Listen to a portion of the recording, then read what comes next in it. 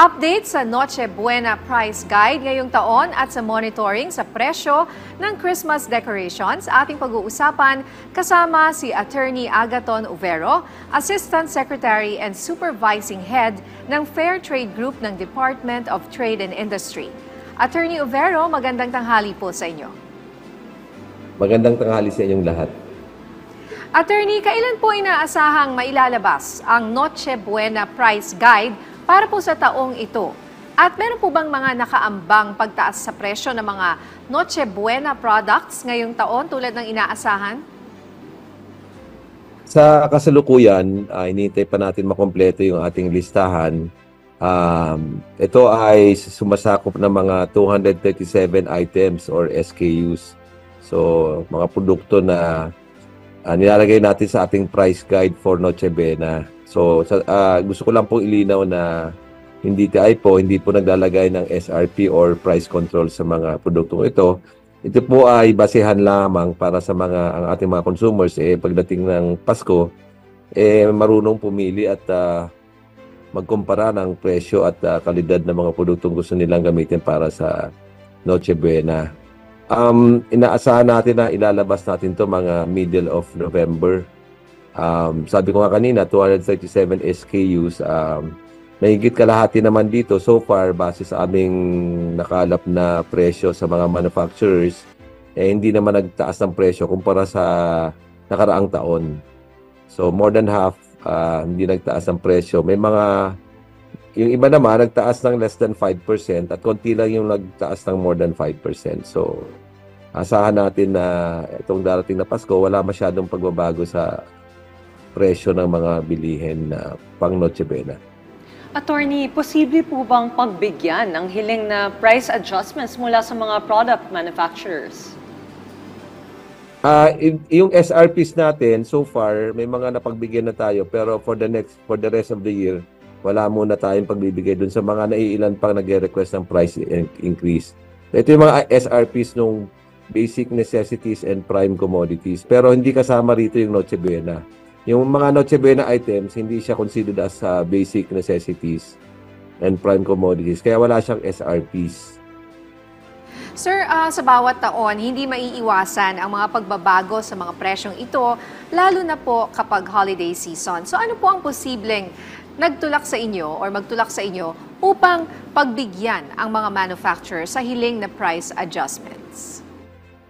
Yung sa Noche Buena, hindi nga tayo walang mga SRPs yun. Pero yung basic necessities and commodities, may mga pailan-ilan tayong napagbigyan na natin nitong mga nakaraang buwan. Pero itong mga darating na buwan, wala muna tayong pagbibigyan ng adjustment ng SRPs.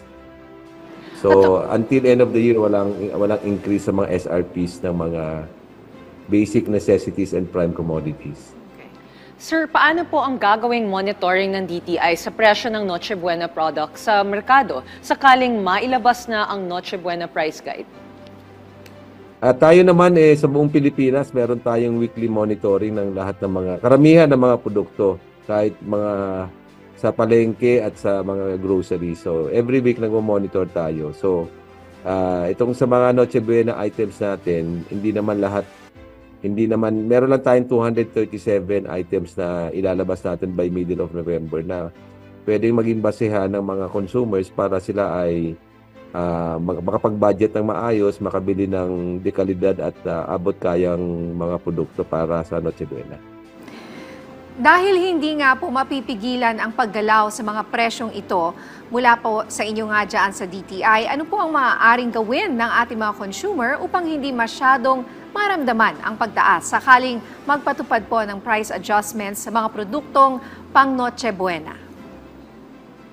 So far naman sa Noche Buena items natin, mahigit kalahati ang hindi magtataas base sa pag-usap natin sa mga manufacturers. Hindi naman siya magtataas at karamihan naman kung nagtaas man itong mga nakaraang buwan, hindi naman ganong kataasan, less than 5% lang naman tinaas. So tuloy pa rin naabot kaya yung mga Noche Buena items natin na nasa listahan natin.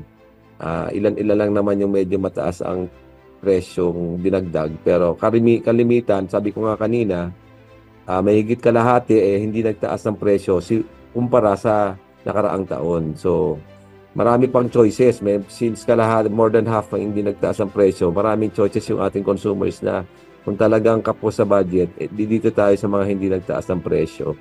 Kung may extra at tingin natin mas naaayon sa panlasa natin yung medyo mahal ng konti, doon tayo sa medyo mahal ng konti. Pero maraming choices yung consumers. Meron pong maraming items na hindi nagtaas ang presyo.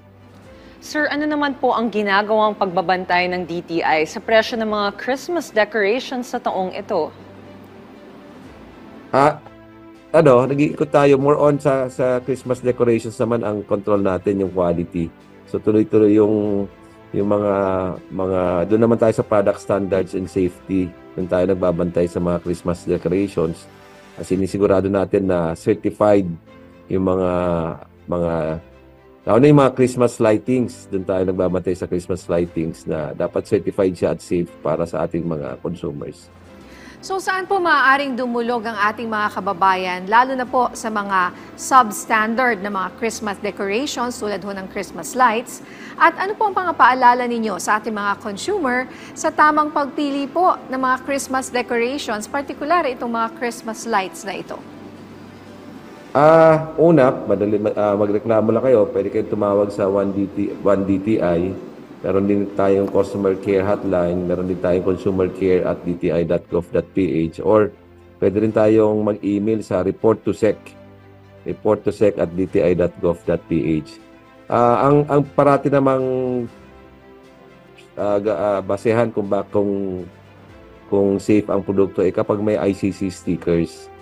So pag nakakita kayo ng produkto na may sticker ng DTI na ICC, pwede niyo pong i-download yung app namin para i-verify kung talagang legitimate yung sticker na nakakabit doon.